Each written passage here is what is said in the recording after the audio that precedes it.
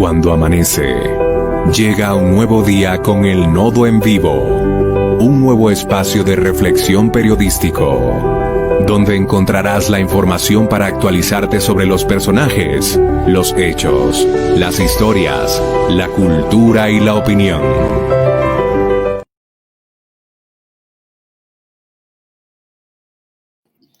Muy buenas tardes a toda la comunidad del Nodo. Estoy muy contenta de poder estar con ustedes el día de hoy. Hoy 5 de enero comenzamos el año renovados y tenemos unos invitados maravillosos para este año y esperamos que estén muy conectados y sintonizados con cada uno de los temas que estamos creando desde el Nodo Colombia para ustedes. Así que desde ya los invito a que nos sigan en las redes sociales utilizando el hashtag El Nodo Colombia. Hoy vamos a estar hablando de un tema fundamental que generó mucha polémica el año anterior. En el 2020 se debatió en torno al aborto y a la despenalización del aborto en Argentina, en Colombia y en otros países. Y por eso pues les quiero contar que hoy estaremos con un súper invitado. Estaremos hablando con Horacio Giusto, quien nos estará hablando sobre la despenalización del aborto en Argentina, los retos y las perspectivas en torno a este tema. Así que desde ya los invito a seguirnos utilizando el hashtag Argentina Provida. No olviden pues seguirnos en las redes sociales. En Twitter nos pueden encontrar como El Nodo Colombia, en nuestra página www.elnodo.co y en Facebook de igual forma como El Nodo. Así que muy conectados participando con este tema fundamental para nuestra democracia. Vamos a darle paso a Horacio en este momento. Horacio, buenas tardes, ¿cómo estás?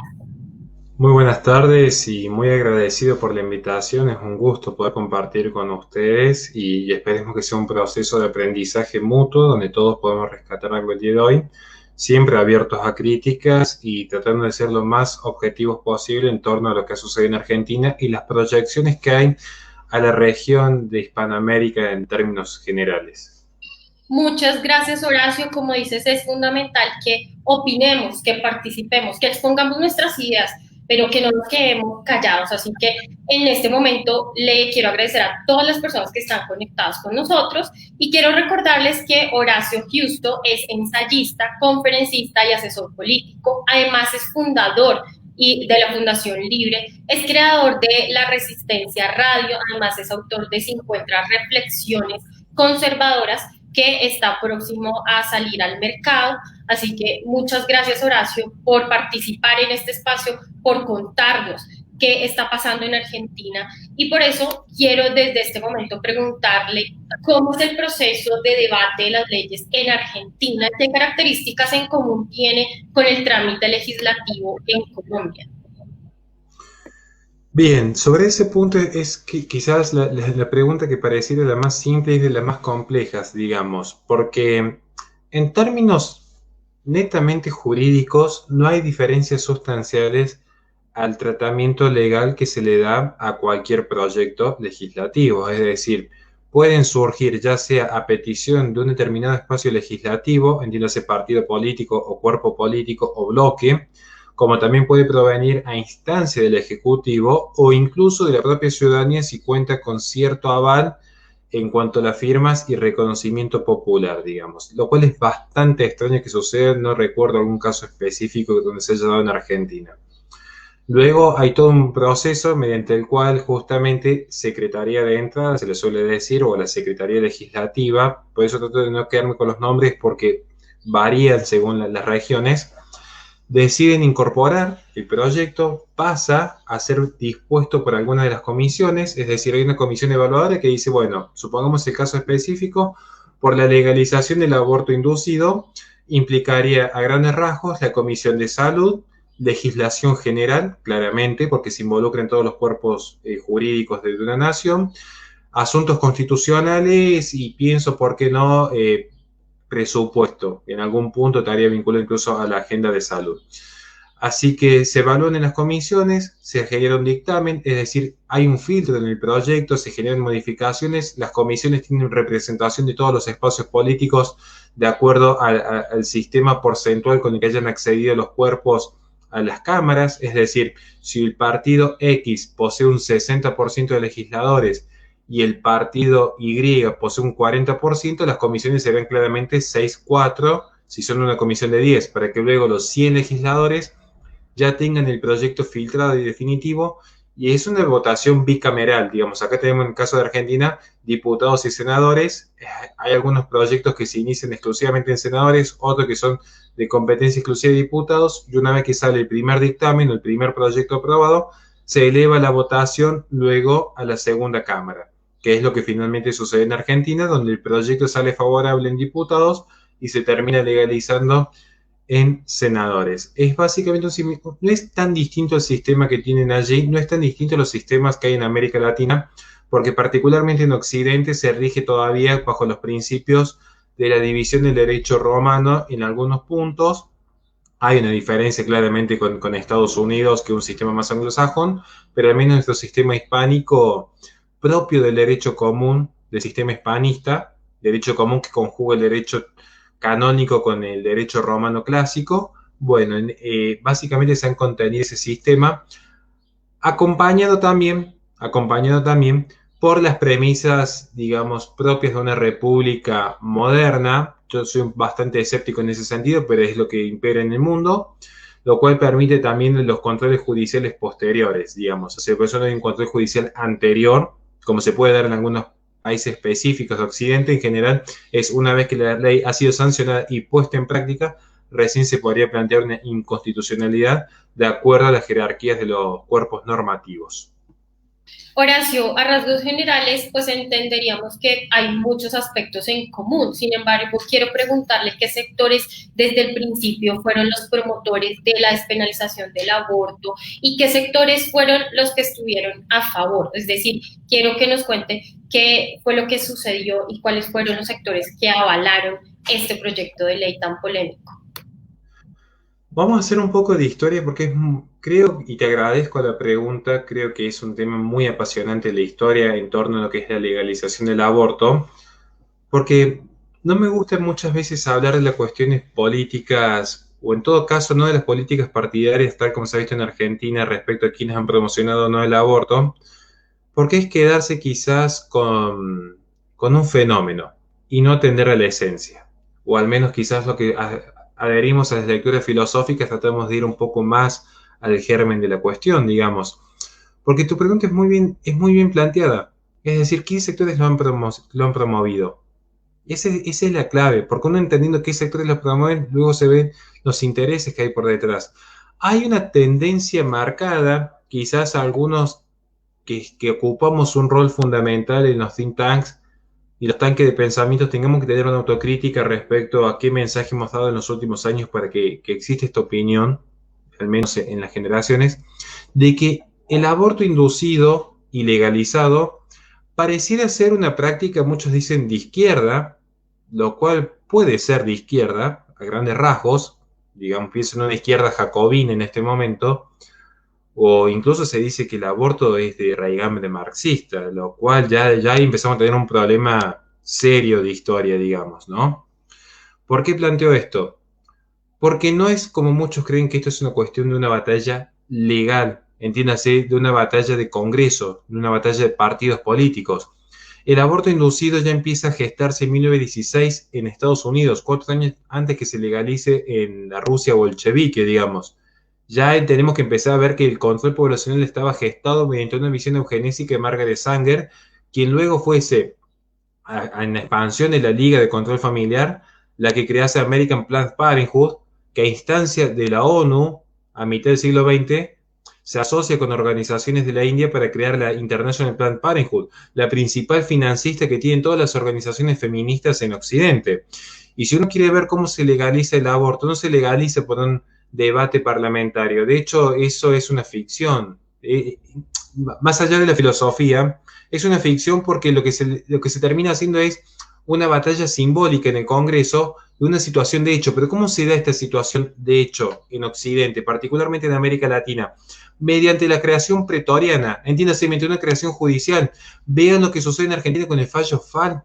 El fallo FAL del 2012 termina mediante una creación pretoriana, lo cual ya implica una inconstitucionalidad de nuestro sistema, legalizando en los hechos el aborto. porque era un simple trámite administrativo la denuncia de un supuesto abuso sexual, lo cual no implicaba una investigación judicial posterior para que la mujer pudiese abortar. ¿Y cómo se expandió el aborto en Estados Unidos? Mediante el fallo Roe versus Wade. Se entiende, en plena revolución sexual se da el fallo Roe versus Wade, que permitía justamente la legalización del aborto en Estados Unidos. ¿Y cómo se va a dar en Colombia? ¿Cómo se va a dar en Chile? ¿Cómo se está dando en Guatemala? ¿Cómo se va a dar en Ecuador? Nunca por un debate parlamentario. Primero es la inculcación mediática y educativa, que son los dos campos esenciales de un campo cultural. Esto ya lo atiende Gramsci, pero se termina de exponer luego con la nueva izquierda, que es un proyecto negativo, tirando más un postestructuralismo, no me quiero ir de tema, pero digo, no es que tome esto de Gramsci, sino que hasta el propio Gramsci reconoce la importancia del campo educativo y mediático. Mediante el campo educativo y mediático se empieza a legitimar la práctica pro aborto. Y en eso hay una suerte de crítica sustentada y completa hacia cualquier vestigio conservador en base a las morales. ¿Bien? Eso es fundamental. Luego que se ha dado este fenómeno, luego que se dio este fenómeno del campo educativo y mediático, aparentemente pareciera una casualidad del mundo. Luego uno, cuando estudia los principios de la Carta de Yogyakarta, se da cuenta que no es tan casual. Aparece siempre una mujer que ha sido abusada, normalmente menor de edad, en una zona carenciada, o sea, tiene todo el contenido dramático por detrás, para que sea mucho más fácil de convencer mediante las emociones a un grupo de magistrados, porque es mucho más fácil de convencer a 3, 5, 7 magistrados que a un Congreso, que es un cuerpo político que depende de una aceptación popular.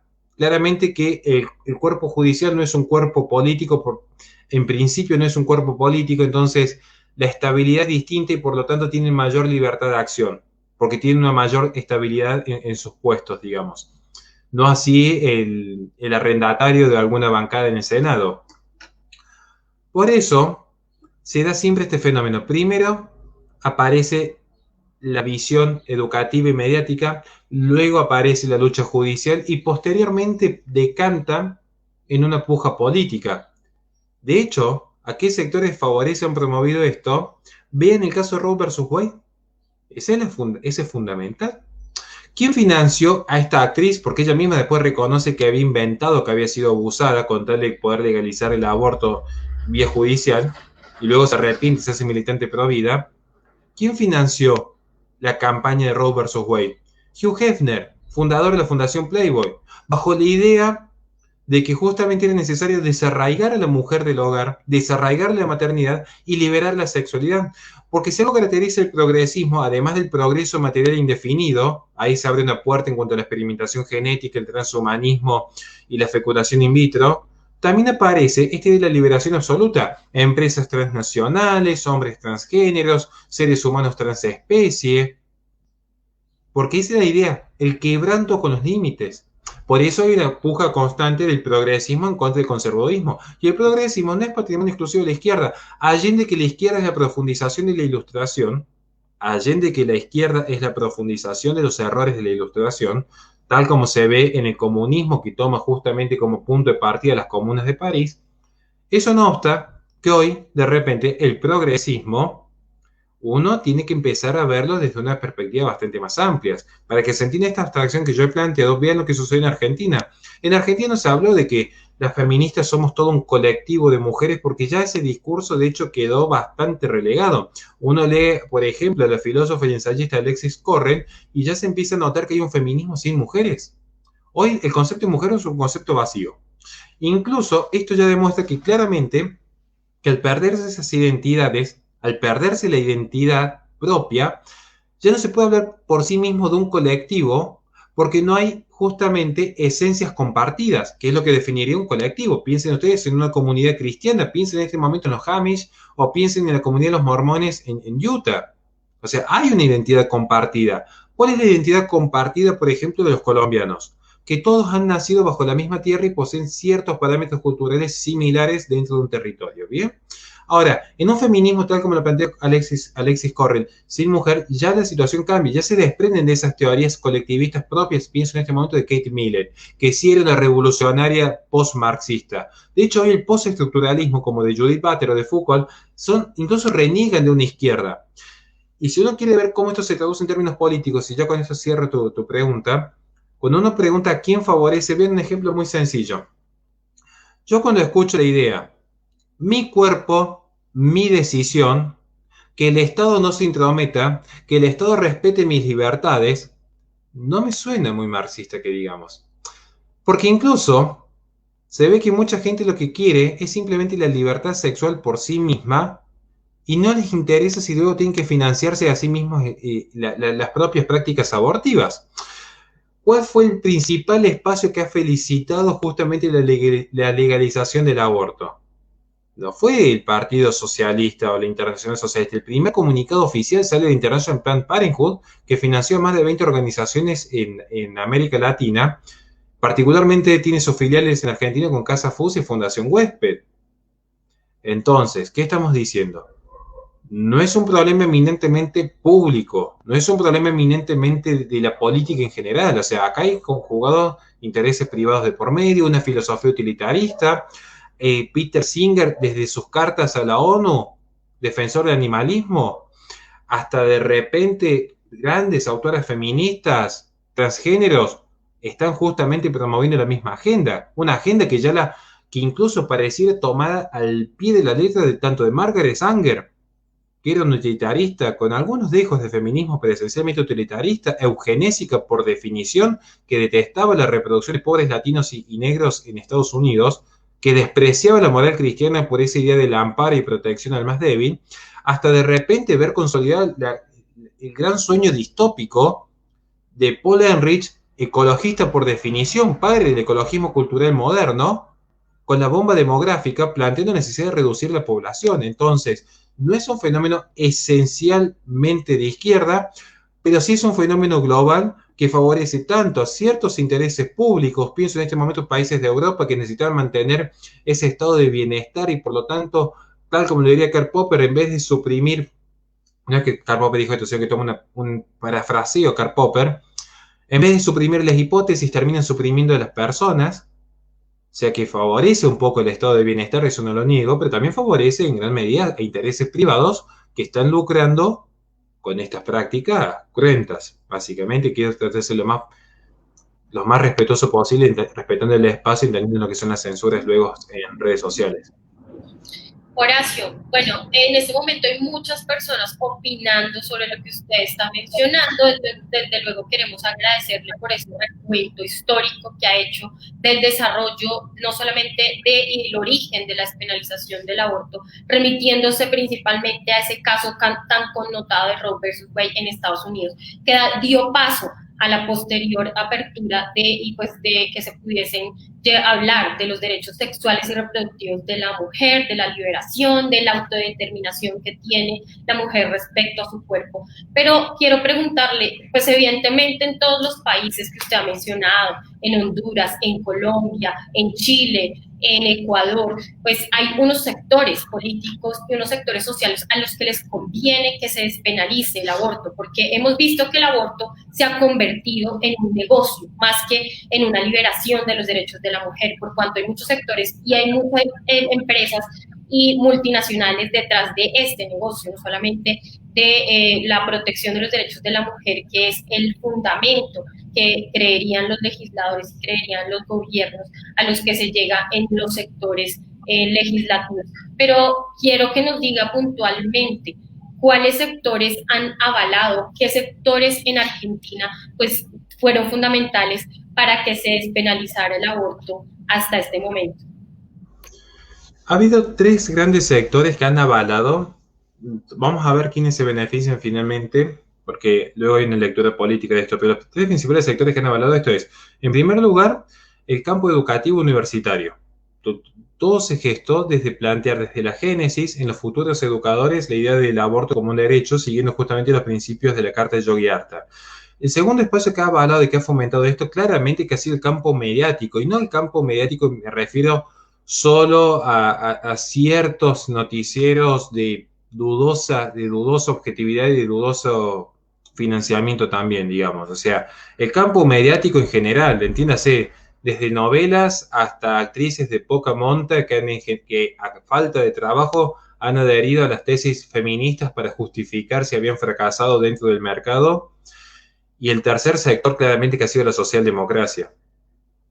Porque incluso se ha visto casos, digo, paradójicos e incluso irónicos, que hasta grandes referentes de izquierda han entendido que literalmente en medio de la votación por la legalización del aborto se estaba generando unos recortes más fuertes al sector de pensionados y de jubilados en Argentina. En el mismo momento que se estaba votando la legalización del aborto, se estaba recortando justamente el sustento económico a pensionados y jubilados, digamos, una cultura del descarte, una cultura tanática, una cultura que desprecia justamente a los más débiles en cualquiera de sus estadios en la vida, digamos. Entonces, estos son los principales sectores que han fomentado esto.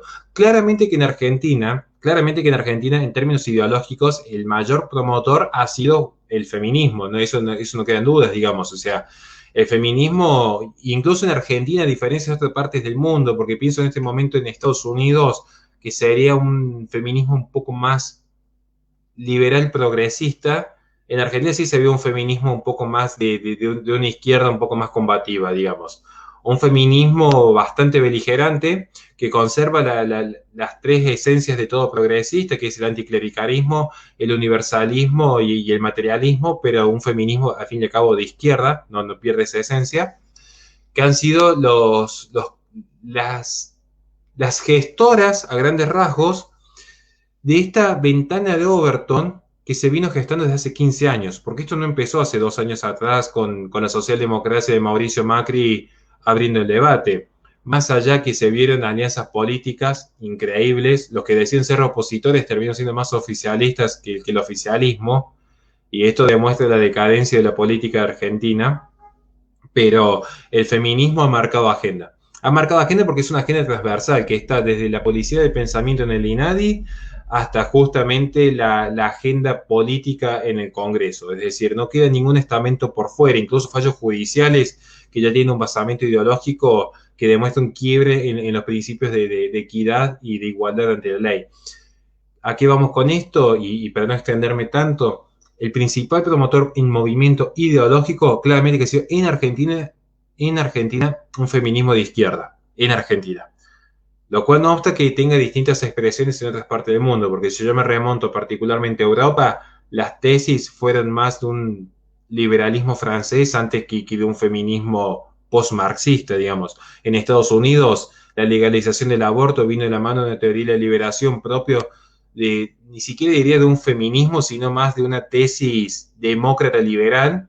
Sí, esto es básico en cualquier lectura política. Entonces, en Argentina fue así. Y creo que va a ser la expresión que va a tomar en las distintas regiones. Estoy viendo en este momento lo que ha sucedido en Perú y en Chile, lo cual demuestra que los centros políticos siempre favorecen a la izquierda, y una izquierda que está en este momento fogoneada justamente por ciertas empresas que se han expresado justamente a través de estas mujeres que adhieren a tesis feministas.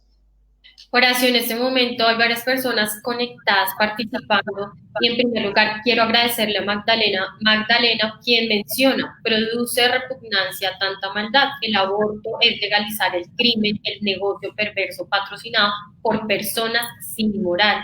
También dice feliz 2021, deseo éxitos en sus labores, Dios los bendiga. Muchas gracias Magdalena por estar conectada siempre con nosotros, participando. Gracias a Jonathan Silva, quien le envía un saludo a Horacio.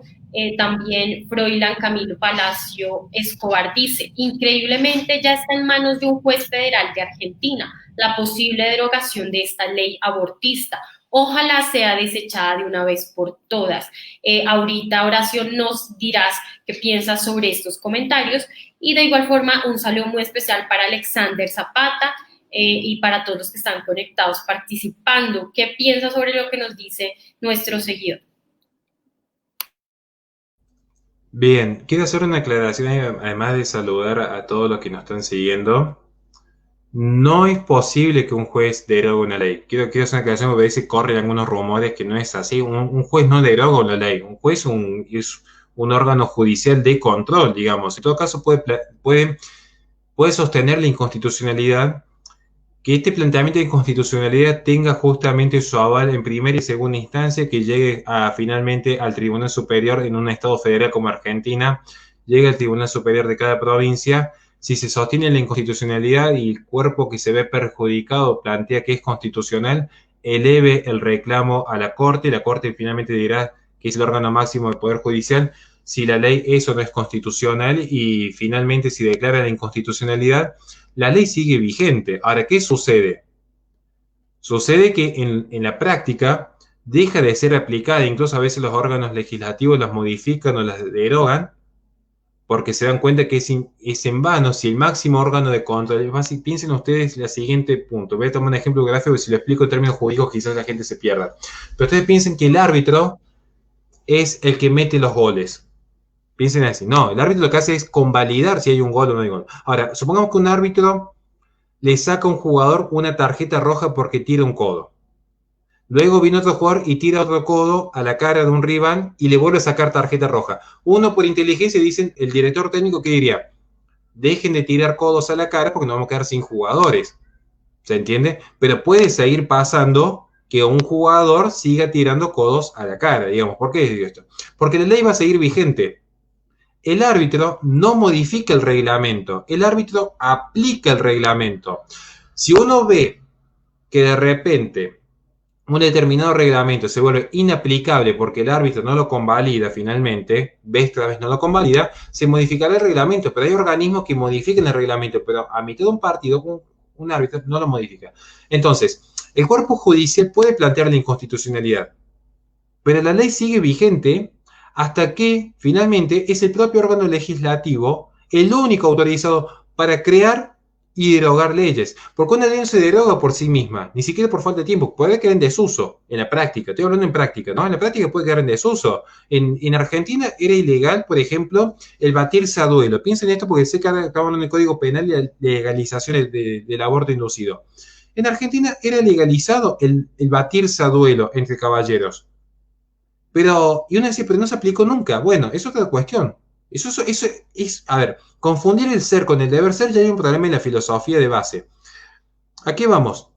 Que se puede suceder que no se aplique en el ser, pero solo dejó de ser delito el batirse a duelo cuando fue derogado. Cuando fue derogado de forma expresa por el órgano que lo tiene que derogar. Ni el ejecutivo ni el judicial, el legislativo. Así que eso es lo que va a suceder. ¿Qué creo yo? Creo que algunas provincias van a permitir algunos tribunales provinciales van a ver la inconstitucionalidad, más que todo porque es un escándalo jurídico esta ley. En este momento en Argentina hay cuatro momentos distintos en los cuales inicia la vida humana. O sea, la vida humana, como ente susceptible de contraer derechos y obligaciones, tiene 4 momentos diferenciados, lo cual es un quiebre por completo, no solamente a los principios básicos de la dignidad del hombre, en conocer su propia identidad y por tanto conocer su inicio de la existencia, sino que es un quiebre al principio, a la unidad jurídica. Un principio jurídico es la unidad en cuanto a coherencia, en cuanto a cuerpo normativo, en cuanto a que el Código Civil no plantee Y y luego el Código Penal plantee no Y, o sea, esa idea aristotélica del no contradictorio, bueno, es lo que hay en este momento en Argentina. Algunos tribunales van a hacer eco de este fenómeno, van a sostener las inconstitucionalidades planteadas por algún actor. Creo que finalmente va a llegar a la Corte. Mi lectura es que los recursos de amparo y las cautelares, las cautelares sobre todo, van a llegar finalmente al órgano máximo judicial de Argentina. Y yo lamento ser un poco pesimista. Todos saben que el conservador tiene una naturaleza esencialmente pesimista en algún punto. Nosotros llegamos a esta instancia en Argentina por la propia Corte. Sin el fallo FAL, no hubiésemos tenido absolutamente jamás esta discusión legislativa. Es decir, el propio órgano judicial, que en los hechos legalizó el aborto, que en los hechos fue creando en forma pretoriana nuevos protocolos, saltándose el poder incluso ejecutivo, porque de última la implementación podría haber sido vía ejecutiva, pero el propio órgano que ha generado el genocidio prenatal en esta noble nación es al que muchos militantes pro vida están apostando que vaya a ser el órgano de salvataje de la mayor salvajada que se ha visto en esta noble tierra. Creo que quizás la prudencia, diría, es útil tratar de frenar lo mayor posible con efectos paliativos, pues son efectos paliativos en última instancia, lo que ha sucedido. Y en buena hora que así sea. Y cuentan con todo el apoyo, tanto mío como de mi fundación, porque creemos que es necesario accionar judicialmente. Pero no hay que confiarse ciegamente creyendo que esto se va a resolver en el máximo órgano. Eso es no tener lectura política. Y algo que fracasó en el sector pro vida en Argentina es la falta de lectura política, creyendo que poniendo diputados pro vida en la socialdemocracia de Juntos por el Cambio, donde los mayores lobistas como Fernando Iglesias o Pichetto constantemente han atacado el cristianismo, los valores cristianos, y han favorecido la agenda globalista, olvidándose que Juntos por el Cambio, que algunos dicen ser pro vida y siguen trabajando en ese espacio, se están olvidando que fue justamente la socialdemocracia, antes que la década ganada del peor gobierno de la historia, que es la asociación ilícita del kirchnerismo. Juntos por el Cambio en 2018 ya había firmado los convenios de educación a través de Finocchiaro con el lobby de Lipovetsky y Rubinstein, con Casa Fusa y Fundación Huésped. Es decir, lo que abrieron la puerta de par en par al globalismo y al control poblacional fue justamente la socialdemocracia. Algo que se tiene que hacer. Que entonces, confiar en esa socialdemocracia de Juntos por el Cambio, que tiene gente detestable, Lipovetsky, Rubinstein, Fernando Iglesias, Pichetto, para combatir a la izquierda, es creer que un incendio se lo combate con más combustible. Y creer que el órgano judicial, que fue el que creó en los hechos el aborto inducido en Argentina, va a ser que ahora va a salvar la causa pro vida, es una buena intención, es un buenismo, pero la realidad gira por otro lado, digamos, y el conservador es ante todo realista. Horacio, pues es muy preocupante todo lo que usted menciona, porque sin duda alguna no solamente es el aspecto netamente político que usted dice, sino que es una corriente internacional, también el globalismo, cómo ha hecho que se genere el eco en muchas organizaciones, en muchas mujeres, para que hoy en día estén avalando la despenalización en Argentina. Pero quiero preguntarle a nivel educativo, ¿qué otros riesgos existen? Es decir, cuando pasó pues hace pocos días la despenalización del aborto, ¿qué sectores se movieron en torno a en contra de este proyecto de ley? Bien, los sectores que se han movido en contra de este proyecto de ley creo que fue un movimiento genuino de miles, millones de personas de bien, que vieron la preocupación que noto favorablemente que se está dando en el resto de la región. Pienso en este momento justamente en la gente de Colombia, que están viendo, y de paso quiero mandar un saludo enorme a toda la gente de Nacer Colombia, que han sido más que generosos con mi humilde persona. Hay un movimiento genuino en un despertar de conciencia. Hay un movimiento genuino en entender la gravedad de la situación. Porque la situación, más allá de la gravedad del hecho en sí mismo, que se proyecta sobre un alma perdida, que se proyecta sobre un ser inocente que no llega a ver la luz del sol, hay un fenómeno a nivel global en el cual justamente quedan despobladas las tierras, quedan a merced de un sistema utilitarista, queda la mujer totalmente esclavizada y perdida en su identidad, porque quien no vea esto no está viendo un fenómeno real. ¿Quiénes terminan escribiendo a las agendas feministas?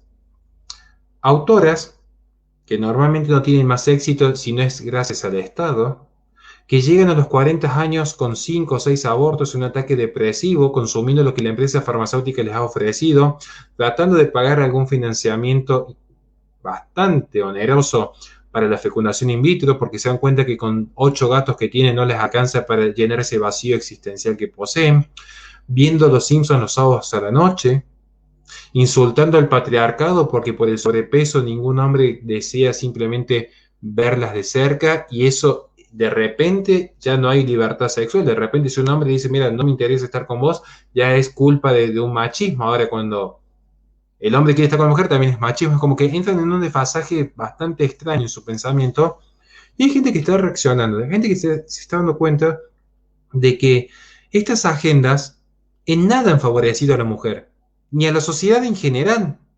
La mujer ha quedado desarraigada del hogar. La mujer en este proyecto del igualitarismo, porque todos recuerden que esta génesis está en las ideas de libertad, igualdad y fraternidad, digamos. Entonces, con tal de que la mujer sea libre y sea igual al hombre, le quitaron el don de la maternidad.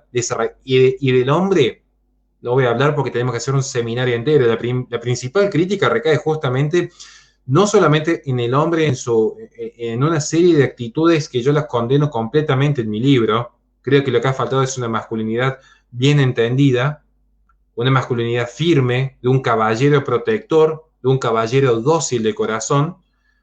Y esto, por suerte, ha generado una reacción en estos últimos tiempos.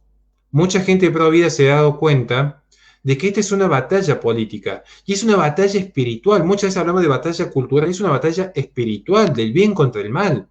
Entonces, mucha gente de distintos espacios han entendido el valor intrínseco de la vida. Y mucha gente bien intencionada ha comprendido la necesidad de involucrarse. Creo que eso es fundamental. Ahora, ¿ha habido errores? Muchísimos. Nuestros, como comunicadores, los intelectuales que a veces, en más de una ocasión, han creído que este era un fenómeno solo de una izquierda marxista y no es tan así. Por suerte, gente muy valiosa, pienso en este momento Agustín Laje, Nicolás Márquez, Mabel Fialo, Pablo Muñoz Iturrieta, Miklos Lukács, que están denunciando que este no es un fenómeno solo del marxismo. Así que gracias a Dios tenemos grandes intelectuales de este lado. Y también pienso que hay que corregir en ciertas militancias pro vida. Primero, que no se puede coquetear con la socialdemocracia. Ya voy a hacer un comentario al respecto. Porque mucha gente iba a las marchas pro vida, bien intencionadas, y uno veía que era gente sana. O sea, uno ve una marcha del sector pro vida y gente sana. Gente educada, respetuosa, limpia, pulcra, con valores. Uno iba a una marcha feminista, drogas, alcohol, promiscuidad, fornicando en la vía pública, desnudez, ni una sola familia, porque en la esencia eran todas gente de 20 o 30 años que desconocen por completo postulados filosóficos básicos, pero ellos creen que el cuerpo político, como lo dijo Fernando Iglesias, es el que define cuándo es persona. Me recordaban incluso el nacionalsocialismo del mitad del siglo XX, cuando el cuerpo político definía quién era persona y quién no. Me recordaba a los demócratas en Estados Unidos cuando definían quién era esclavo y quién no, digamos. Entonces, se nota una diferencia, porque el sector todavía hay mucha gente muy preparada, pero también hay que entender que esto es una batalla. ¿Por qué digo esto? ¿Por qué decimos que es una batalla? Porque mira, si en este momento en Colombia hubiese una guerra, dudo mucho que Jennifer, que Jonathan, que la gente tan valiosa que hay allí, se vayan a poner a saltar, a hacer batucadas y a tirar globitos pensando que eso va a frenar una embestida de un cuerpo internacional que está invadiendo Colombia. Dudo mucho que harían eso. O se refugian o van al campo de batalla. Lo que no harían es ir como una fiesta de 15 años. ¿Y qué hizo el sector pro vida en Argentina en gran medida? Pensar que esto era una fiesta de 15 años. Entonces, por un lado te estaban diciendo, pues es la esquizofrenia no del sector pro vida, sino de la sociedad posmoderna. Podemos algún día hablar un poco de la sociedad posmoderna, pero esta es la esquizofrenia de la sociedad posmoderna. Porque al mismo tiempo que te está diciendo el sector pro vida que se está matando una vida inocente, si yo veo una vida inocente que la están matando, yo como padre de familia no me quedaría inerte, decir, bueno, miren, están matando vidas. Intentaría hacer algo más. Lo que sé es que no haría es ponerme a tirar globitos o cantar canciones o festejar como si fuese una murga. Eso seguro que no haría. O sea, yo no veo nada para festejar en la matanza de un niño inocente. Entonces, claramente que eso le habilitó el campo cultural a la izquierda, porque la izquierda que es la que dice, miren, muchachos, ustedes no están convencidos de que realmente haya vida de la concepción, porque si realmente hubiese una vida de la concepción, la vida no se debate, la vida se defiende. Y entonces, ¿quiénes creen que realmente que hay vida real y la definen? Por ejemplo, a pesar que yo soy crítico, le dedico un capítulo antes de mi libro, el sector ecologista veganista. Ellos están dispuestos a tomar una empresa, a hacer un boicot, cortar calles. Ellos viven esa forma de vida. Y en buena hora, por más que yo sea crítico, pero al menos son coherentes. ¿No creen que en una batalla cultural y una batalla espiritual esto se combate con globos y pinturitas en la cara? No se combate así. ¿Sí? En ninguna parte del mundo funciona así, que las guerras sean una fiesta. Lo que sucede es que no entienden que esto es una guerra cultural. Entonces, ¿qué pasa? Quienes ven las armas son los niños por nacer aniquilados con una inyección salina o con un bisturí. Ellos ven la guerra de cerca, pero el sector pro vida lo ve simplemente como decir, bueno, me pongo un pañuelo celeste, cosecho un par de likes en Instagram, muestro un poco el escote y automáticamente yo ya hice mi aporte al mundo. No, al contrario, restaste. Porque restar la importancia a los que realmente sí venimos batallando desde hace años, poniendo el cuerpo, con amenazas de muerte, con agresiones a la familia, ni hablar de la persecución económica y política que hemos sufrido, quedamos en un tercer plano porque la gente creyó que dar la batalla cultural era bailar, mostrar el escote y usar un pañuelo celeste. Y es mucho más complejo esto, es mucho más complejo. Por eso creo que en buena hora que haya gente genuina, pero creo que hay mucho para corregir a futuro y más ahora que sea legalizado, digamos. Lo cual en parte también es bueno en un punto, porque ahora ya no hay nada que perder. Entonces ahora el sector pro se tiene que definir, o se va en serio al combate, o simplemente dejan que el globalismo avance. Ya no va a haber punto medio, es un punto de inflexión este. Gracias, Horacio, por todo lo que nos está comentando y en este momento hay demasiadas personas participando y exponiendo lo que piensan respecto al aborto. Quiero enviarle un saludo al liberalismo o Somalia que dice, gran verdad, hay que hacer como los veganos, el aborto es un negocio de Soros también, nos dice Magdalena. Dice Magda 1985, muy importante la opinión e información que nos da Horacio. En Colombia estamos muy dormidos. Contesta defensa de la vida, sí hay quien nos represente, pero hay timidez en manifestarnos. También te envían un saludo Noé Soles Rosendo. Quiero pues invitarlos a seguir participando. Les recuerdo que estamos hablando de la despenalización del aborto en Argentina, los retos y los desafíos que tenemos en el continente americano, pero además quiero hacer un comentario respecto a lo que ha dicho Horacio. Es el llamado a la acción, es el llamado a movernos, a tomar acciones contundentes en la defensa de la vida, pero sobre todo a seguir esta guerra, esta lucha, pero de ideas, con fundamento, y no, como dice Horacio, que ha pasado pues en muchos países, que vemos que hay personas que se consideran pro vida, pero no se manifiestan, no apoyan a los órganos legislativos. Por ejemplo, en Colombia, pues quiero contarle, Horacio, que también se ha gestado un movimiento maravilloso de distintas organizaciones pro vida en los distintos departamentos de Colombia. Una de ellas es Unidos por la Vida, también está NACER y otras organizaciones que han hecho una labor maravillosa y que han tomado acciones judiciales en la defensa de la vida, y hoy en día también le están dando una mano hermana a las mujeres que en algún momento han pasado por alguna situación de desasosiego, de falta de apoyo económico, por estar en estado de embarazo, de pronto tener un embarazo no deseado. Por eso quiero felicitarlos a ellos y a todos los hermanos del continente americano que están velando porque se proteja la vida desde el vientre materno, y por esa razón queremos pues invitarlos a que sigan participando y nos cuenten qué piensan sobre la despenalización del aborto en Argentina y también en nuestro país, que actualmente se está debatiendo en el Congreso de la República varias leyes importantes, no solamente en la defensa de la vida, sino también algunas que quieren despenalizarlo de manera absoluta. Así que, Horacio, quiero pues por otro lado hacerle una pregunta, y usted piensa que hubo injerencia por parte de la administración de Alberto Fernández para presionar la aprobación de esta ley en el Congreso de la República. Bien, es muy buena, me habla de un detalle que es fundamental y te agradezco que me lo hayas hecho notar, porque ¿qué característica tuvo a diferencia? Bueno, después de hablar de cuestión de la presión, por favor, si me llego a olvidar alguien que me lo haga saber en los comentarios.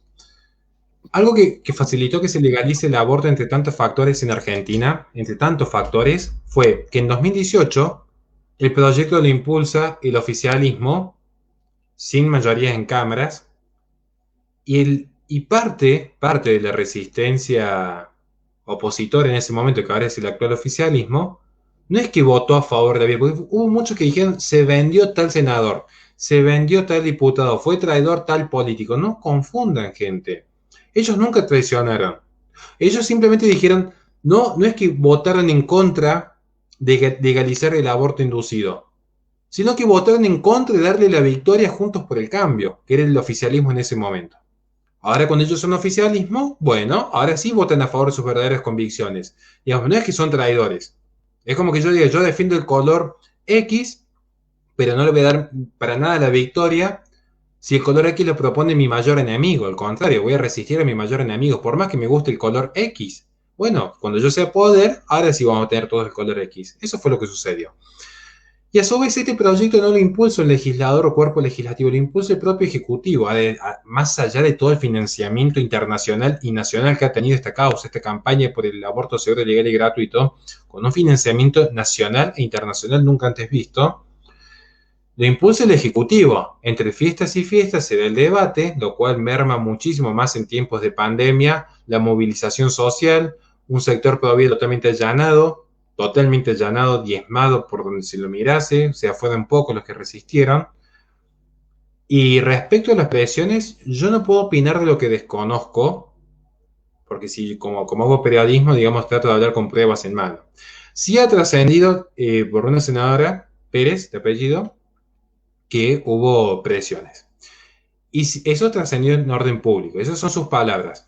Y a mí me ha llegado información, digo esto citando la fuente para que no es algo que yo afirmo, quiero aclararlo, pero a mí me ha llegado información de gente que trabaja en el Congreso, nuestras fuentes periodísticas, incluso tenemos una fuente dentro de la Casa Rosada, de que se estaba presionando incluso mediante las obras públicas, las promesas de recursos de la nación para las provincias a los senadores.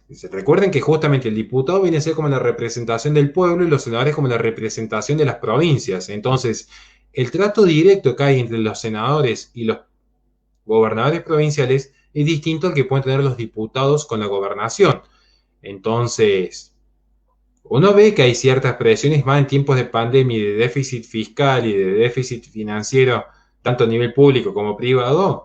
Uno nota que puede ser bastante creíble que haya habido presión, no solamente por amenazas, que eso es típico en la actividad política, o de chantajes o de extorsiones, sino incluso de cortar el financiamiento de las provincias, porque el sistema de coparticipación de Argentina es muy particular, es muy centralizado y es muy discrecional por parte del Ejecutivo, muy discrecional. Es más, uno ve los repartos que hay en provincias como La Rioja, Santa Cruz, que es donde más ha nutrido más de una vez el oficialismo, y se da cuenta que hay un asidero con la realidad. Entonces, yo lo que me consta en forma así por dichos de terceros es que sí. Yo no tengo la prueba concreta, pues si la tuviésemos lo llevaría a la justicia en el acto, digamos, pero el financiamiento internacional, por ejemplo, y la presión en los lobbies, sí lo conozco en primera mano.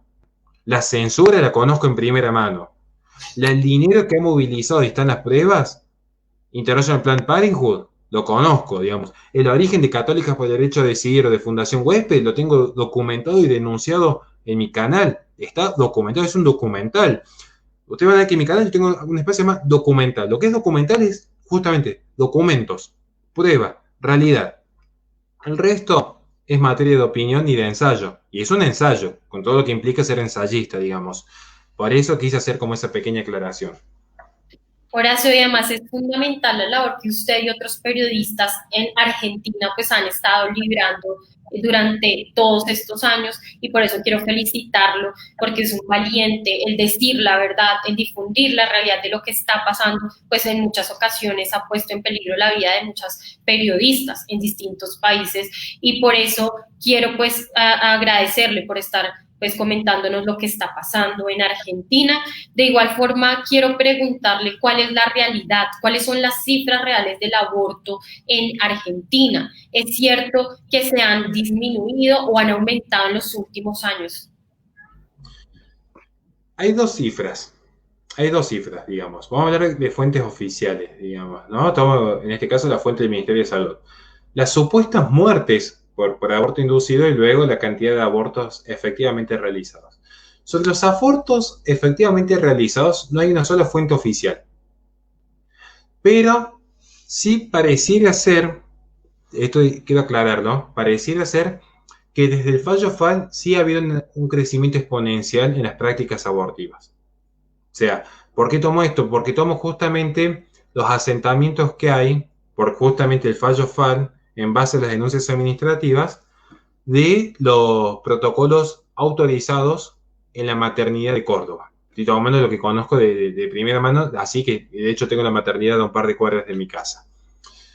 Así que en ese principio podríamos decir que han aumentado. Incluso si yo veo las estadísticas que cito hace poco en una refutación que le hago a otro periodista de España, una vez que se legaliza el aborto, crece. Y en Argentina el aborto se legaliza en los hechos en el 2012 con el fallo FAL. Y ha habido un crecimiento exponencial. Incluso con el portal de Belén, yo trabajaba en ese momento para el legislador García Lorrio, se presenta el amparo, uno veía la movilización enorme que había de mujeres hacia la maternidad nacional, que era competencia federal.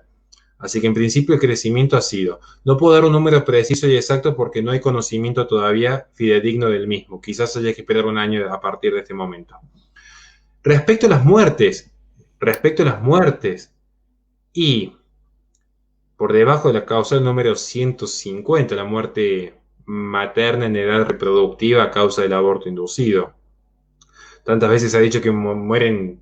Había un nombre, no me acuerdo, no me acuerdo qué nombre ha dicho, como aproximadamente, supongamos, 500.000 abortos al año, 500.000 mujeres que morían al año. ¿No? Había dicho un número así, espero que alguien en los comentarios me lo haga saber. Porque había dicho una cifra que era una animalada. Y que a causa de estas muertes de mujeres por año, había que legalizar el aborto. Primero que había un error de interpretación en conexión lógica, digamos. O sea, no porque mucha gente, por ejemplo, muere en un robo, en un tiroteo, haya que legalizar los robos o los tiroteos que llevamos. O sea, no hay un correlato lógico.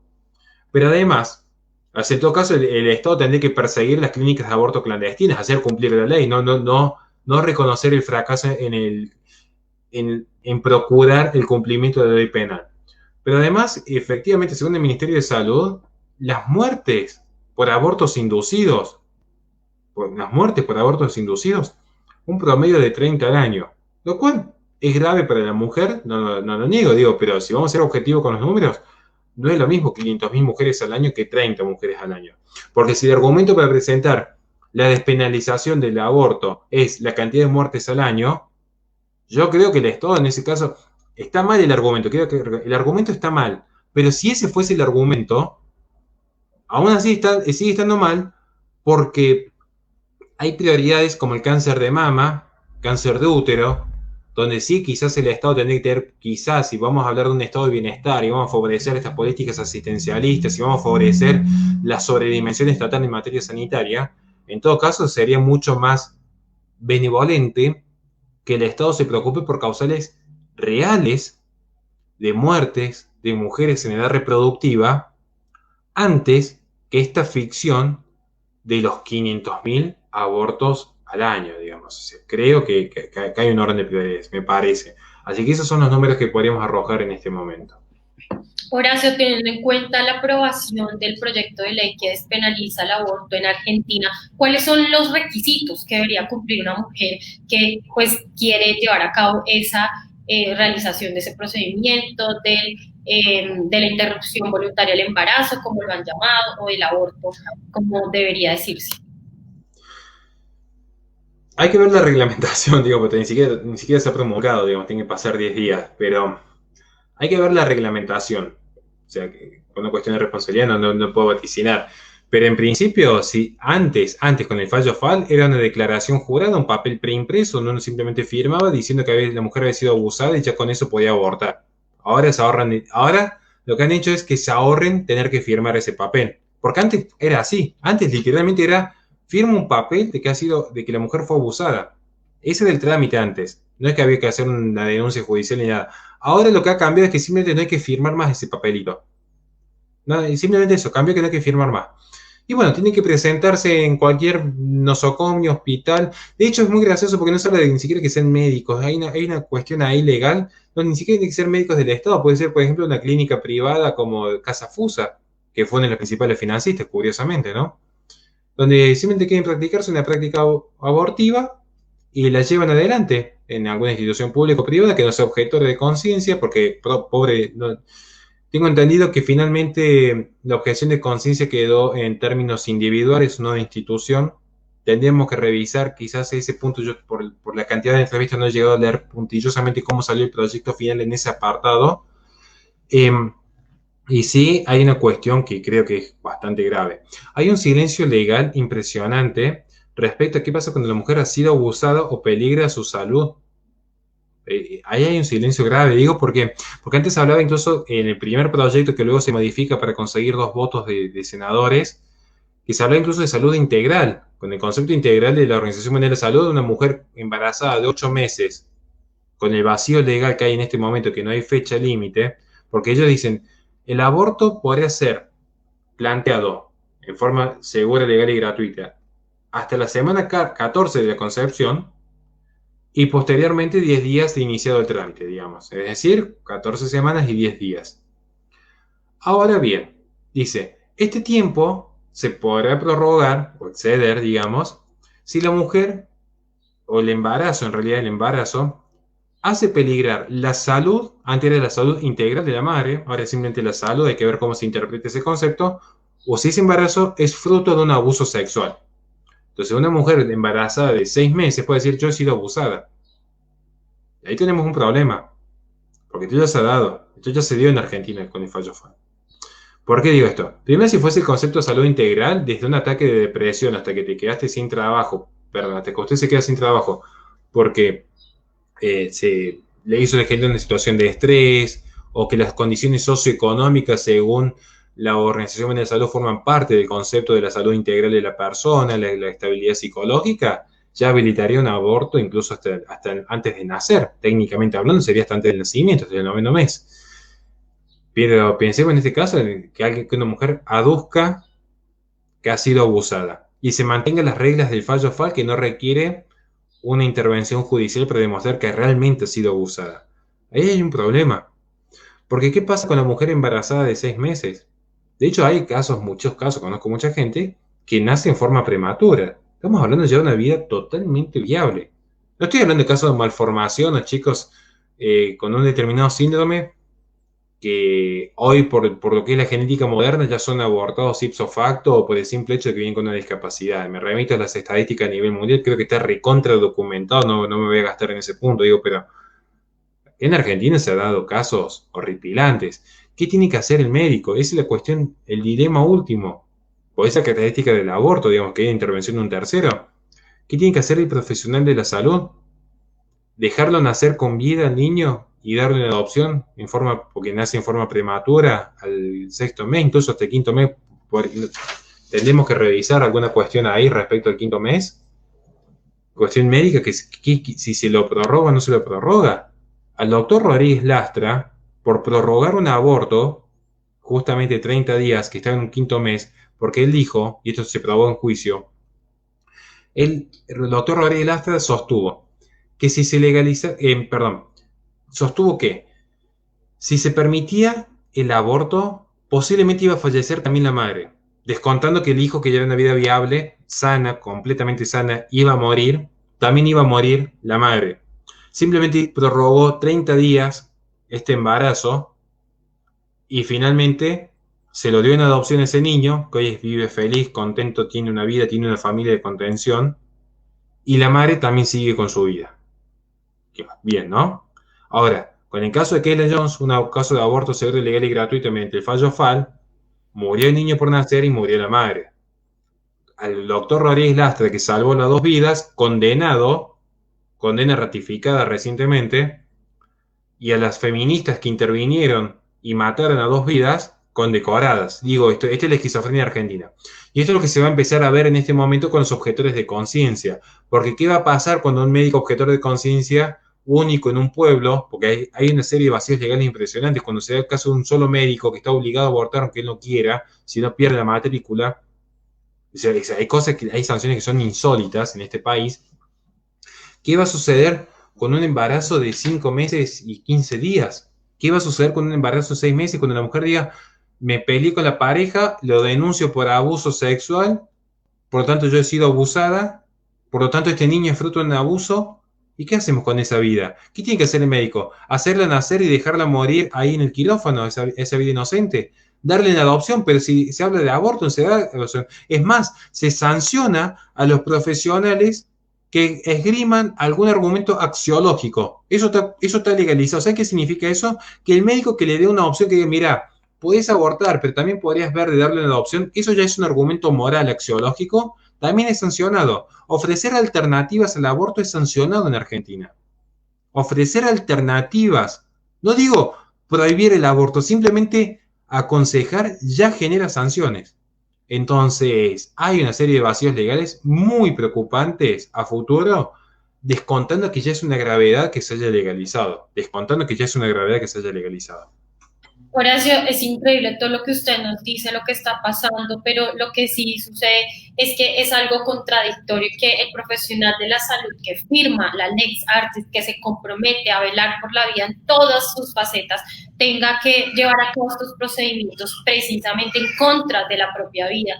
Así que es indudable que muchos profesionales de la salud, no solamente en Colombia, sino en distintos países, se están viendo expuestos a no poder ejercer esa objeción de conciencia, que es un derecho al que ellos tienen precisamente por haber firmado la Lex Artis. Y por eso quiero preguntarle si la objeción de conciencia de los médicos, pues antes de que se aprobara este proyecto de ley en contra de la vida, pues qué requisitos o cómo se podía ejercer, es decir, cuál es ese cambio sustancial frente a lo que usted menciona.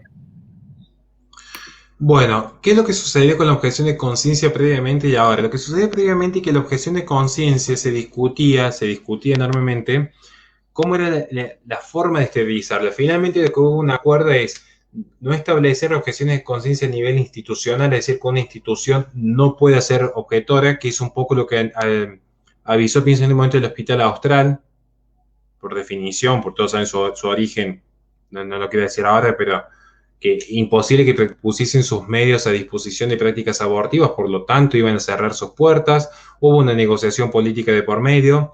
Finalmente lo que queda es, ante la duda, el silencio legal, que luego lo resuelva algún juez o se vea en el caso concreto. Si el objetor de conciencia individual tiene que estar inscrito como objetor, es decir, ante la duda, el Estado presupone que el médico viola el juramento hipocrático y está dispuesto a favorecer la práctica abortiva. Es decir, violando incluso los principios de ética en cuanto a las presunciones promine, acá lo que se presupone es directamente sostener que el médico va a estar dispuesto a realizar una práctica abortiva. Y si no lo quiere realizar, tiene que estar inscripto. Pero en dicha inscripción, que funciona casi como una lista negra de la Gestapo, lo que hay es que muchos hospitales, para evitar luego algún tipo de presión estatal o algún tipo de presión política o gubernamental, que son todos con sinónimos, finalmente no nos contraten. De hecho, ya se ha visto pedidos de trabajadores y auxiliares de la salud no objetores. Se han visto publicados anuncios clasificados donde se están solicitando profesionales de la salud no objetores. Entonces hay una presión política y mediática impresionante en contra del médico que decida favorecer la vida, tal como es su planteamiento hipocrático, digamos, que para eso han estudiado, para salvar vidas, no para quitarlas, cada uno en su área. Y bienvenidos sean los grandes médicos. Tengo muchos amigos, estoy pensando en este momento en mi gran amigo Fernando Cecín, que me ha colaborado mucho en mi canal en su momento, que se han enfrentado hasta el último contra este sistema. Y yo entiendo que en algún momento más de uno, padre de familia, cuando tiene que alimentar a su prole, entre en un dilema ético. Yo los entiendo, yo no voy a juzgar nunca. Además, yo trabajo con mujeres que han abortado, o sea, conozco de realidad conozco de cerca la realidad. Pero es la presión del Estado, es la presión del Estado y los organismos internacionales favoreciendo la cultura de promuerte. Es el gran problema con la objeción de conciencia.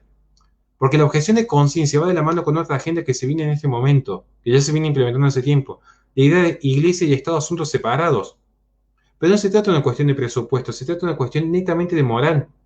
Para erradicar la moral deontológica y que solo predomine la moral utilitarista, que es lo que va a favorecer el rediseño social. Y van a ver cómo se acrecienta esto.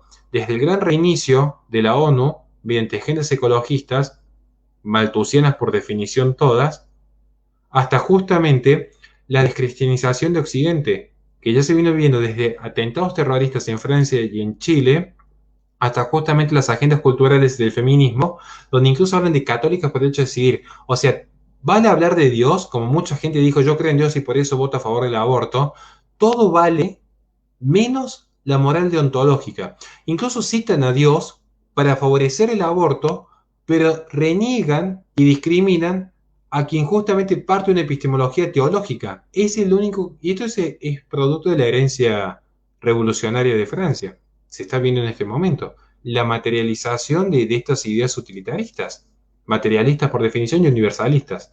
Así que este es el gran desafío que tenemos en este momento. Horacio, en este momento hay varias personas conectadas opinando y quiero pues agradecerle a Germán Amador por enviarnos un mensaje, quien menciona el aborto es eugenesia y un negocio de multinacionales genocidas. El títere aborto Fernández es una ficha de la agenda globalista que busca la reducción de la población a como de lugar. Y por eso quiero preguntarle, pues hay distintos movimientos religiosos, organizaciones cristianas, católicas, que pues se han movido en contra de la aprobación del aborto en Argentina.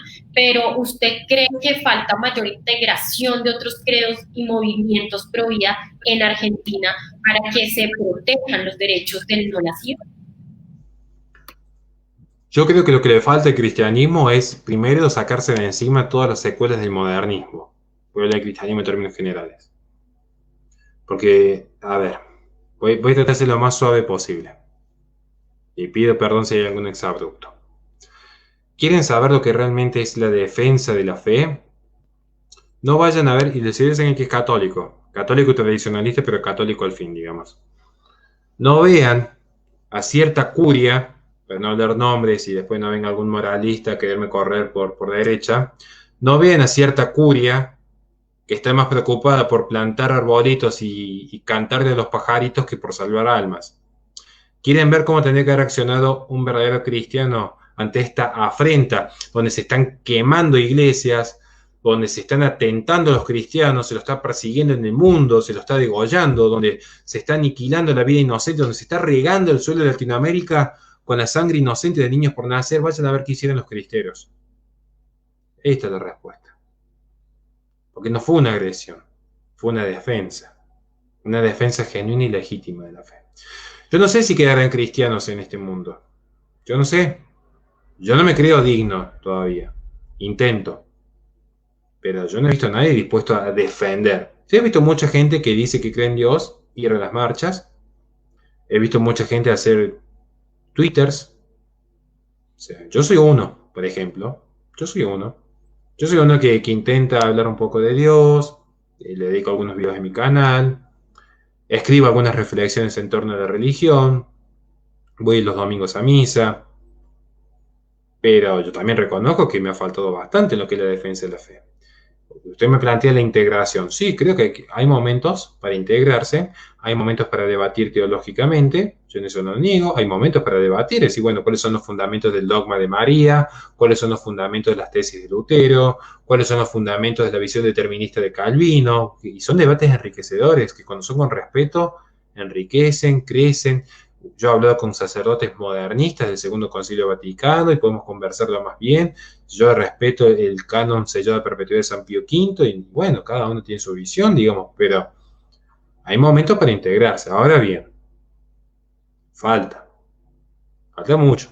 Falta mucho de las principales cabezas de cada iglesia, digamos. O sea, porque está ese miedo propio del modernismo de decir, hay que defender la vida desde la ciencia. No, al contrario, la ciencia nos trae a este problema. O sea, ya decir que esto es un debate científico, no. A ver, yo estoy me hartado de escucharlo en mucha gente pro vida. ¿Qué es lo que se dice? Esto es un debate científico. Ajá, yo digo, bueno, bien, ¿por qué? No, porque la ciencia y la genética moderna ha demostrado que la vida empieza desde la concepción. Y yo digo, bien, fantástico. Lo que me están diciendo es, por ejemplo, que en este momento en Córdoba hay humedad. Literalmente estoy hablando, pero estoy viendo por la ventana. En este momento hay mucha humedad en Córdoba, porque acaba de llover. Y yo si le preguntas esto a Jennifer, ella me diría, qué interesante fenómeno descriptivo, como si me interesase en algún punto, pero bueno, ella me diría, me está describiendo algo, ¿qué hacemos con esa descripción? Por ejemplo, yo podría decir, por ejemplo, que Jennifer lleva, por ejemplo, un traje rosa. Pienso, ¿eso qué es lo que es? Una tesis descriptiva. Eso equivale a decir, desde la concepción hay una vida. Estoy describiendo un fenómeno. Ahora, si yo digo, Jennifer no debería usar el color rosa porque es una construcción heteronormativa y está legitimando la opresión de un patriarcado que se materializa en forma simbólica a través de los colores, o si yo dijese, no hay que matar la vida inocente, bueno, eso ya no es descripción, eso ya no es ciencia, eso se llama filosofía moral y se traduce en postulados prescriptivos. Entonces, creo que el espacio pro vida tiene que empezar a ajustar un poquito las tuercas en filosofía, porque justamente si yo debato, y van a verlo a mis debates, tengo dos particularmente contra liberales, los liberales dicen, hay vida desde la concepción. Debatí con Iván Carrino y con un filósofo objetivista docente de aquí de Córdoba. Filósofo docente, digo, ¿no? O sea, no un cuatro de copa. Ellos dicen, sí, hay vida desde la concepción, pero no es vida humana, porque la vida humana en realidad es una construcción social, jurídica, cultural, y aun si fuese una vida humana, lo que importa es la libertad de la mujer, y mucha gente argumenta de este punto. Entonces, lo que ha sucedido con la iglesia es que han perdido esa visión de defender lo que realmente creen. De decir, la vida es sagrada porque Dios la dio y la voy a defender porque voy a defender a Dios. Ahora, con las reglas del modernismo quieren ganarle al modernismo. Con las reglas de la secularización y el laicismo, que han sido la debacle de Occidente, quieren ganarle al secularismo y al laicismo, jugando en el terreno del secularismo y el laicismo. Por eso las agendas avanzan. Por eso no hay que tener, por eso yo insto que el que sea cristiano, que tenga lo que hay que tener para defender lo que realmente cree. O en todo caso que diga que no cree en Dios, sino que cree en el mundo moderno. Y eso sería coherente. Porque a mí me cae muy bien la gente que es coherente. A mí me cae muy bien la feminista que vive acorde a lo que realmente predica y a lo que realmente dice que cree. Por eso me llevo tan bien con muchos sacerdotes tradicionalistas que conozco cómo viven y viven de acuerdo a la tradición, sin internet y sin un montón de... pero son coherentes. Entonces ya es una persona con principios. Ya es una persona de bien, porque después puede estar equivocadas en sus ideas y sus creencias. Y eso se puede ir debatiendo y construyendo. Pero es una persona íntegra, sin importar lo que cree. Ahora, que me digan que creen en Dios, pero van a defender la vida desde el secularismo y el laicismo. No, vos crees en el secularismo y el laicismo, que es incompatible con Dios. Es incompatible con la teología en general. ¿Por qué no entender la filosofía que se viene gestando ya incluso desde el dualismo, incluso el nominalismo de Ockham, perdón, me equivoqué?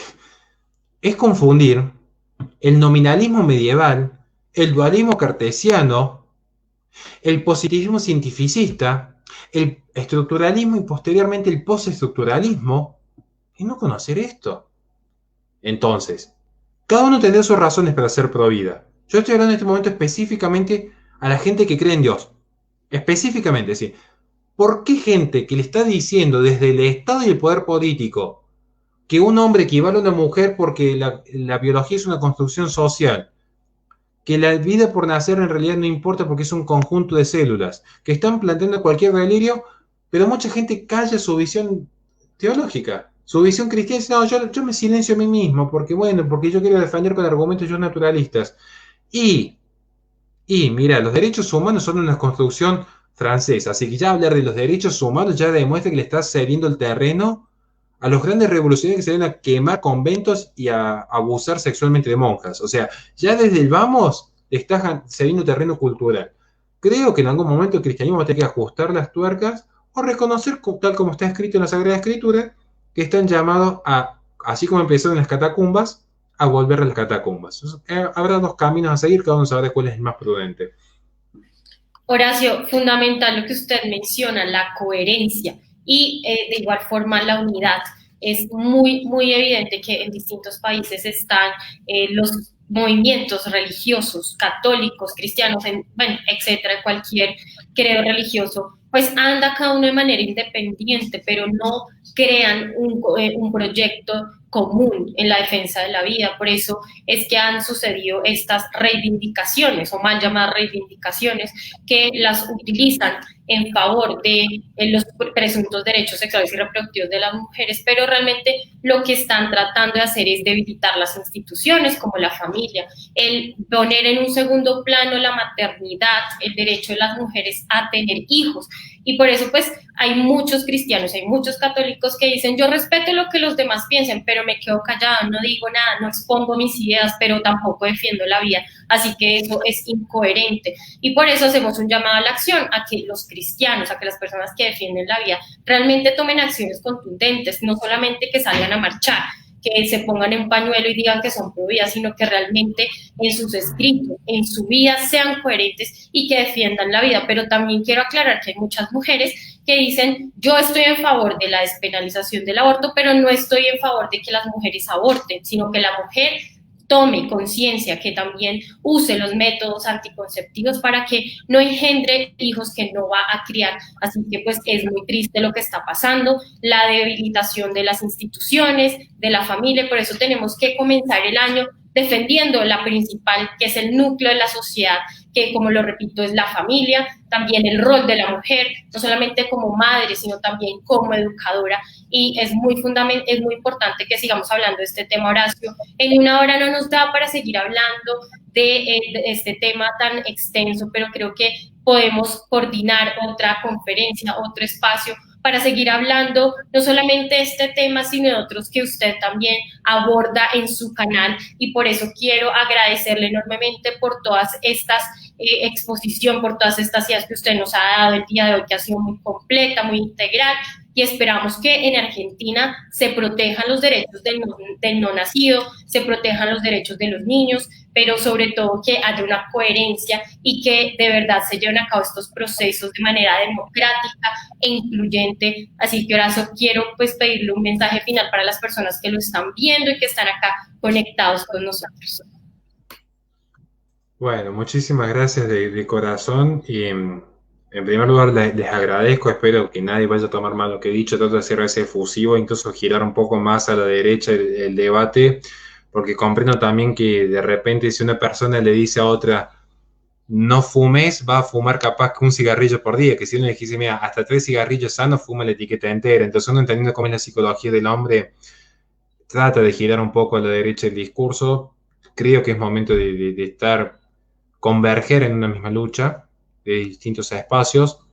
Ante una agenda globalista es importante el rescate de los valores nacionales culturales propios, pero también alianzas estratégicas con otras naciones para fortalecerse, para aprender las experiencias propias. Una actitud crítica del conservadurismo es aprender de la historia para no repetir los mismos errores.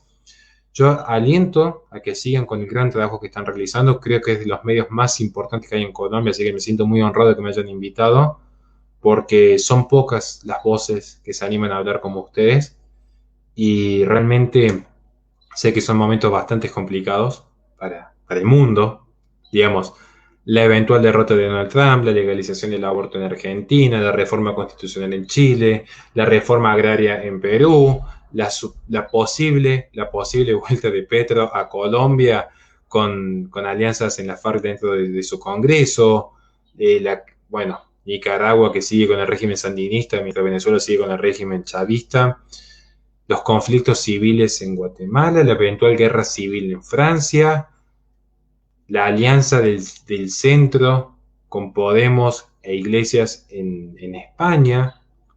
Digamos, son momentos complicados. Y van a ser momentos duros. Y van a venir momentos más duros todavía de mayor persecución. Así que yo creo que lo mejor es encomendarse a la providencia, confiar que la lucha finalmente se va a ganar, hay que estar tranquilos. No somos nosotros los que vamos a vencer, eso está claro. Pero seguir trabajando día a día, entendiendo que esta es una batalla cultural, es una batalla espiritual, es una batalla política, es una batalla social. Entonces, cada uno desde su lugar. Algunos quizás desde un simple comentario en Facebook, y otros quizás como grandes artífices políticos. Cada uno sabrá dónde está llamado a librar el buen combate. Lo importante es intentarlo, intentar dar el buen combate, como cada uno pueda, y en ese sentido les agradezco, no solamente porque me hayan invitado, y es un gusto poder compartir con ustedes y aprender de ustedes, sino también por el trabajo que realizan, no por ustedes, sino por muchos más que nos pueden hablar. Entonces tienen una responsabilidad grande, porque van a tener que rendir cuentas por toda aquella gente que se siente de repente desamparada y que ustedes lo están albergando, y yo los aliento a que continúen con tan noble lucha que están haciendo desde un medio tan injusto a veces como son las redes sociales, el periodismo, la comunicación. Así que los aliento a que puedan continuar. Muchísimas gracias de corazón. Muchas gracias, Horacio. Gracias a todos ustedes por estar conectados, participando, siempre recordándoles que sobre la base del respeto escuchamos sus opiniones, sus comentarios, y por eso quiero invitarlos a que compartan esta publicación para que más personas se enteren de lo que está pasando en nuestros países. Quiero recordarles que en Facebook nos pueden encontrar como El Nodo, en YouTube también como El Nodo, en Twitter como El Nodo Colombia, y en nuestra página de Instagram de igual forma como El Nodo Colombia. Estamos atentos a sus comentarios, los invitamos a que nos sigan. Ya volvimos con nuestros invitados, con las entrevistas, traeremos otros invitados de lujo como Horacio Justo, que está haciendo una gran labor en Argentina. Gracias, Horacio, por haber estado con nosotros el día de hoy. Te enviamos un fuerte abrazo de parte de todo el equipo del Nodo que está comprometido con la vida, así que gracias, Horacio, esperamos tenerte nuevamente en este espacio, y muchas felicidades en todos tus proyectos y en tu canal, pero no te puedes ir sin darnos tus redes sociales. Bueno, todas las redes sociales mías, particularmente en Twitter cada tanto escribo, pero no soy muy fan de Twitter por el nivel de violencia que hay allí. Pero donde más me pueden encontrar es, les agradecería que me puedan seguir, es en YouTube, que estamos creciendo mucho en un par de meses, en 5 meses de trabajo hemos llegado a 10.000, así que muchas gracias a todos de corazón por tan lindo gesto de que me hayan acompañado. Y en Instagram, que me quiera contactar para debatir, si me te invitamos a un debate, pues somos feministas y queremos debatir con vos, bueno, bienvenido sea. Por Instagram respondo, que me quiere hacer una sugerencia o incluso colaborar en cualquier punto, me escriben por Instagram, ahí respondo siempre, sin ningún problema, que es donde más activo estoy, tratando de responder todo. Y en YouTube, que es donde trato de plasmar, yo no tengo nada para decir, pero tengo invitados muy buenos, eso sí me siento contento, digamos. Hay invitados muy interesantes en mi canal, Gómez Centurión, Miklos Lukács, Agustín Laje, Nicolás Márquez, así que ahí está básicamente, ellos representan lo que yo quisiera decir, si no fuese medio tonto y bastante torpe, me saldría como ellos, así que estamos aprendiendo y los invito a que nos acompañen en mi humilde canal. Gracias, Horacio. También un saludo para Agustín Laje, que también es cercano a este medio, y a todas las personas que están también liderando y pues llevando a cabo sus proyectos en la defensa de la vida en Argentina. Así que pues un saludo de parte de todos los colombianos, también de Nacer, así que pues esperamos tenerte nuevamente en este espacio y muchos éxitos en tu canal.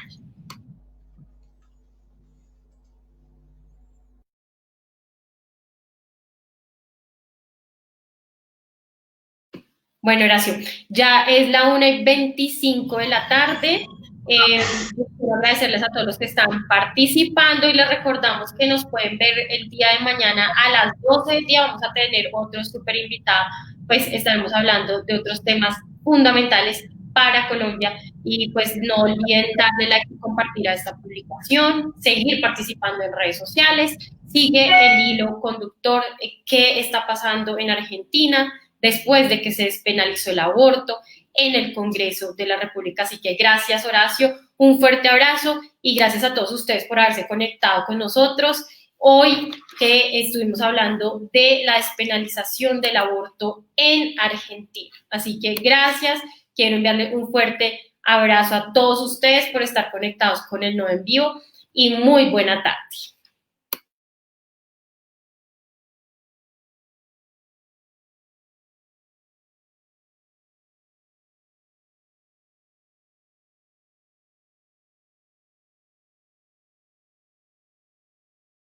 Cuando amanece, llega un nuevo día con el Nodo en Vivo, un nuevo espacio de reflexión periodístico, donde encontrarás la información para actualizarte sobre los personajes, los hechos, las historias, la cultura y la opinión.